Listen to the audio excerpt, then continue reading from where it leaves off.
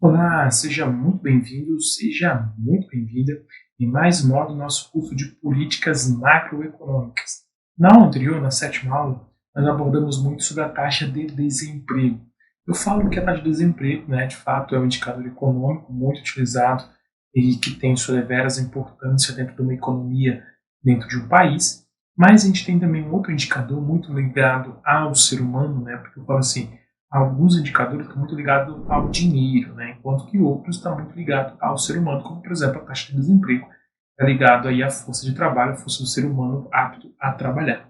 E a gente tem um outro indicador, que é sobre o que a gente vai trabalhar aqui na nossa oitava aula, na nossa aula 8, de número 8, que é o IDH. Tá? O que é o IDH aqui já? O IDH é o Índice de Desenvolvimento Humano. Tá? Esse índice, o que ele faz? Ele marca, ele mede o quanto que é uma medida estatística para começar, então ele vai medir de maneira estatisticamente falando, mas muito levado em consideração a questão humana, do ser humano, da pessoa, e ela é composta para poder avaliar o desenvolvimento humano em diferentes países e regiões. Tá? Então, ao contrário de apenas o PIB, que o PIB é um indicador puramente econômico, o IDH vai levar em consideração três fundamentais dimensões para o desenvolvimento humano. Que dimensões são essas? Tá? Vou escrever aqui as dimensões para que a gente possa extrair um pouco mais sobre elas. A primeira dimensão é a expectativa de vida ao nascer. Tá? A gente tem a expectativa de vida ao nascer. Esse é o primeiro aqui. Ou seja, o que acontece aqui? Qual é o objetivo desse indicador? Ele vai medir a saúde e a longevidade da população. O quanto que essa pessoa vive. Viver é uma coisa boa, Viver, de fato, é algo imprescindível para todos nós. Então, é importante a gente saber qual que é a expectativa de vida, de um país, de uma região ao nascer. Regiões, por exemplo, que sofrem com mais violência, que sofrem com certas questões até de crises ambientais, a expectativa de vida ela é menor. Então, as pessoas elas decidem não ir tanto dentro desse lugar, porque às vezes pode acontecer da gente não conseguir sobreviver tão bem ali.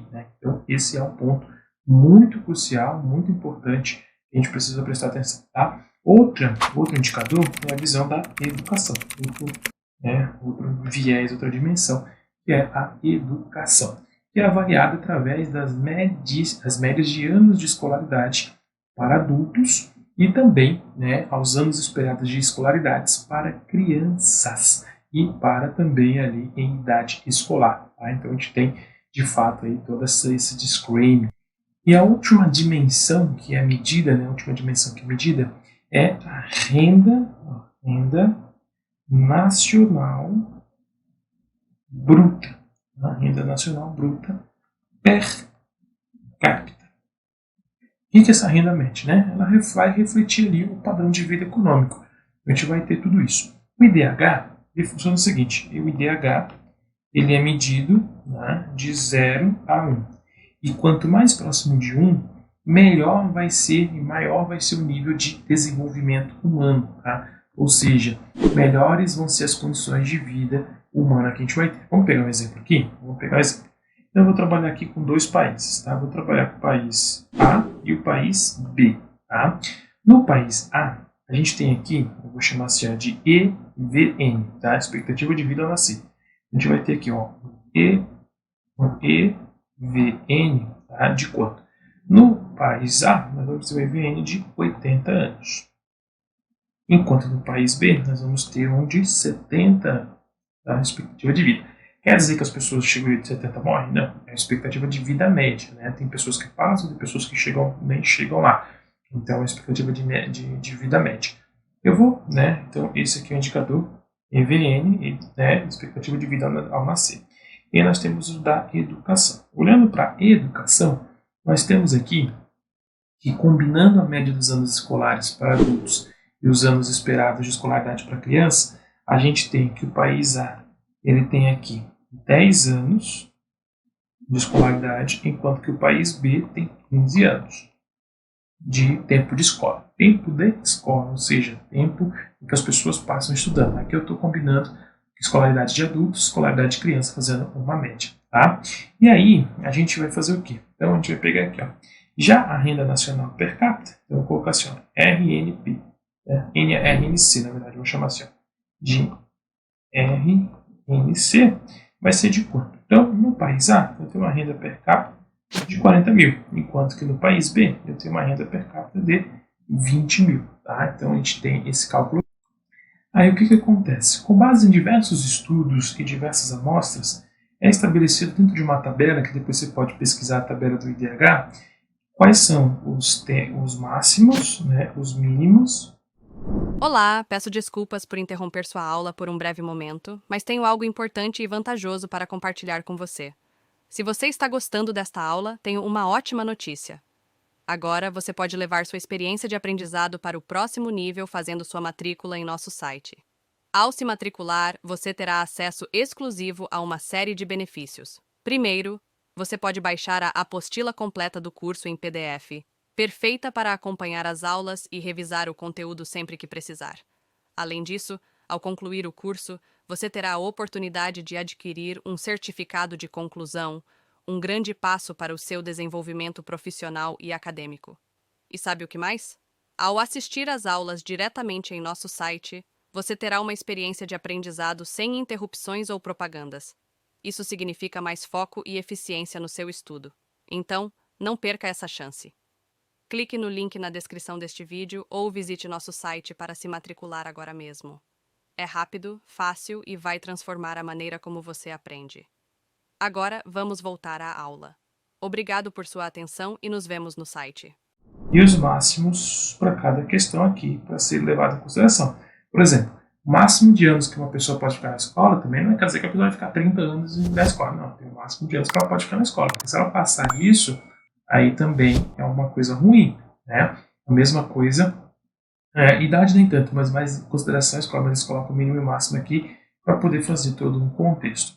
Então, para cada um desses itens, eles vão dar um peso de 0 a 1. Né? De 0 a 1. Então, eles vão dando peso de 0 a 1. E aí, no final, a partir do momento que eles dão tudo isso, eles fazem o quê? Uma média. Eles fazem uma média. Vai ser uma média, né, geométrica. Por que é geométrica? Porque aí eles vão ter pesos diferentes. Né? Então, cada um desses aqui, é por isso que é importante pegar a tabela, eles têm pesos diferentes. Aqui eu estou colocando exemplo, mas a gente tem pesos diferentes de acordo com cada impacto que isso tem dentro de uma civilização, dentro de uma sociedade. Feito todo esse cálculo, né, vamos supor que, por exemplo, a partir do momento que fiz todo o cálculo, fiz a normalização e tudo mais, né, o país A ele ficou com uma média de 0,9 e o país B, por exemplo, ficou com uma média de 0,6. Ou seja, o país A ele tem um alto índice de nível de desenvolvimento humano, enquanto o país B tem um índice de nível humano moderado, mais baixo. Né? Então, isso mostra pra gente que se você fosse escolher entre país A e B, vale a pena ir para o país A, porque tu vai ter uma vida muito melhor do que no país B.